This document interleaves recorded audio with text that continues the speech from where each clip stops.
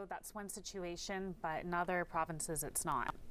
All right, let's move on. Auditor General comes out with a report this week and slams smart meters. Supposed to cost $1 billion, ended up costing $2 billion. The primary reason for having these was to alter the times and when people consume electricity, spread the demand around. The Auditor General says that's just simply not happening.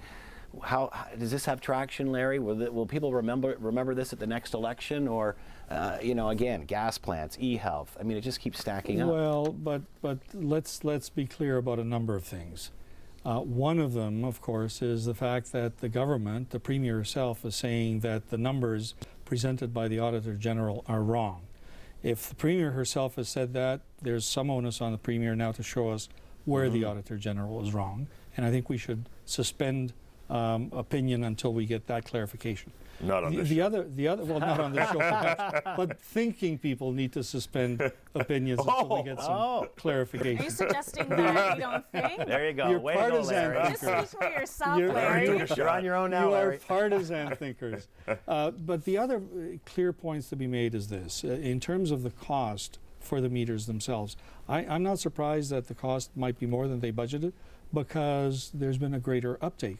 I have a smart meter. I don't know whether you guys do. But on the saving of energy side, I still have a choice. Even though I've got a smart meter that tells me when I pay less for electricity, unless we wash our dishes in the dishwasher at a time when I'm paying less, and if I pay at peak periods, I'm going to pay more. Yep. So blame ourselves if we're not saving enough money. But it wasn't just about smart meters, and it was about us as Ontarians paying far more for electricity than other places. We're buying it at higher levels on the market. We are doing a very poor job, especially for a province that is in such deficit.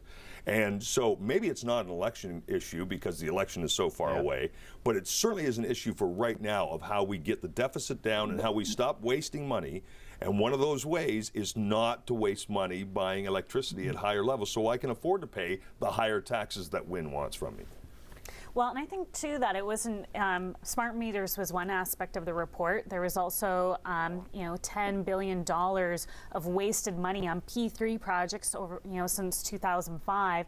I think that, it concerns me when the Premier goes after the Auditor General. I think that I don't think most were expecting that. No, it's a poor move. I think that this Auditor General has produced reports over a number of years. They've never criticized her before, and they've pointed out similar inefficiencies over the years. So why now? I think that it's very political, and it's attack. It's an attack. What about the fact that the Auditor General said the Liberals just simply did not do their due diligence before any of this was implemented? There was no business plan. Understand that the Auditor General's job is essentially to provide information to the government and the legislature on government programs and what may be problems with government programs.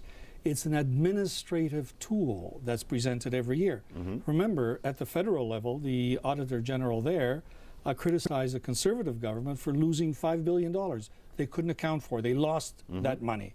Nobody said that it was stolen, but they just couldn't find it, and she criticized that. Next year, the Auditor General will criticize something else. It's when the politicians get involved with this administrative tool and politicize it by blaming the governing party, whatever the party is, because believe me... Kathleen Wynne was the first to politicize this. But more to Alex's point. Blaming the Auditor General. No, she did not. And by the way, just so you know, $5.7 billion that have been spent were to retire the debt, that's not yet retired, that was created by Mike Harris under the restructure. That's 5.7. Before we start reorganizing Mike Harris. It's absolutely true. Check the facts. More to Alex's point, though. Don't attack the Auditor General. Don't attack the tool. Attacked the numbers. She attacked the numbers, but ultimately, what I want to hear from Kathleen Wynne and from her government is how we're going to address these problems. And but they didn't. And they're saying no, the problem doesn't exist. No. They're not saying here's how we fix it. But please check that out as well, because I think what the Premier said is that we welcome the Auditor General's role and the comments made. The numbers need to be correct. I want to hear why the numbers are incorrect. I think the Premier owes Ontarians that explanation, then we can judge. But she also said, here's how we are addressing some of the deficiencies. And she pointed out five or six things that they're doing. It's just very patronizing is really what it comes down to. It's disrespectful. I think that, and it's dismissive of people who are doing their job, and they've done their job, year after year. And again, I just want to highlight that these are not brand new items. These are items that have come out in past reports, and yet this time Kathleen Wynne is saying your numbers are wrong. And that's why. Why suddenly now? And that's why I think we really need, and the Premier owes us that explanation, because she wouldn't have said that. She's a responsible person. She Well, I never would understand have that said the reason with the numbers Remember, is that Statistics Canada came out with some numbers not too long ago, and then they had to retract those numbers. So bureaucrats sometimes make mistakes. If that's the case, we need to know. That's all I'm saying. From what I, Politicians, gas boy, oh boy, plants. from what I understand, it was she was waiting for more numbers to come in. These numbers were the early part of the program. She's waiting for latter numbers to come in. Is that really going to change anything? I mean, at the end of the day, I don't know. I mean, at the end of the day, people are upset with what they're paying in the whole energy file. But then people need to understand why we're paying such a high rate. And I agree, we're paying too high, far too high for electricity. And I've also called on this government to really grab a hold of this particular file. A large portion of what we're paying is the retiring of that debt.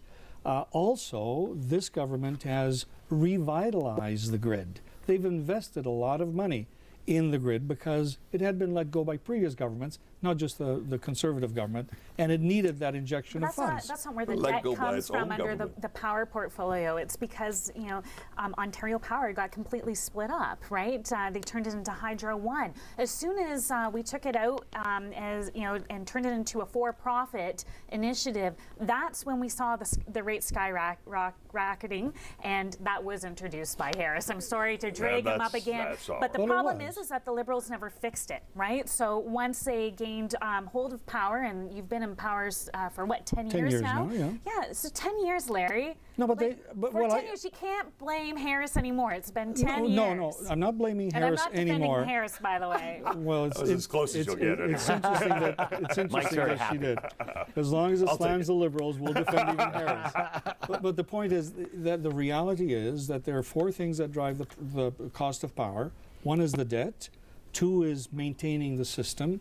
Three is the delivery of electricity. And four is the generation of electricity. And one of the things that the Liberals have tried to do, of course, because they got rid of the coal plants, is look at alternative ways of creating power. The Conservatives have always picked on wind power, which to me makes a lot of sense. I think at the end of the day, Larry, there isn't a Canadian out there that doesn't believe that doesn't want to invest in renewable energy, that doesn't want to reduce the footprint and save the planet for future generations. I think it's people are they just simply don't trust the Liberals with money anymore. They're just, again, the Auditor General pointed out there was just lack of due diligence before any of these programs were even started. But Scott, your comment that the Liberals are not trusted by the people doesn't bear the results of the last I election. knew you were going to say that. But clearly, Trust us less. Now we're going to have to change topics. Exactly. They trusted Hudak less. But Well, I think but to trust go and back, verify. though, We need I to- think that Scott brings up a good point, and especially when it comes to alternative power, because NDP and certainly our energy critic Peter Tabbins is a huge supporter of green energy. He comes from where does he come from? Comes from different green initiatives backgrounds, but I think that what's really important here is that it was a number of sweetheart deals that were given out to Samsung, to other corporations in order to put up these windmills, and a lot of them have been put up by oil companies such as Suncor. Talk about sweetheart deals, not to change the topic. Mars? You're going to talk about Mars no, now? I'm going to talk about the cost of beer, which upsets Canadians even more. You've read the but notice. you're redirecting. You're the sweetheart redirecting. deal that the Conservatives made with the beer barons that is taking hundreds and That billions the of Liberals dollars have left from for the us. last 10 years? I know I'm the moderator, but I get Larry across from me. I want to But go. even Andy Brandt, who was former chairman of the LCBO, criticized the deal at the time. I wish he had done it publicly. It's amazing how we got started talking about beer when we were talking about energy. All right, let's move on. We're talking about the Liberals doing a bad job of The keeping battle for province in Hamilton hold. Mountain. Can the NDP hang on, Alex? What are your thoughts? Oh, absolutely. I think first and foremost,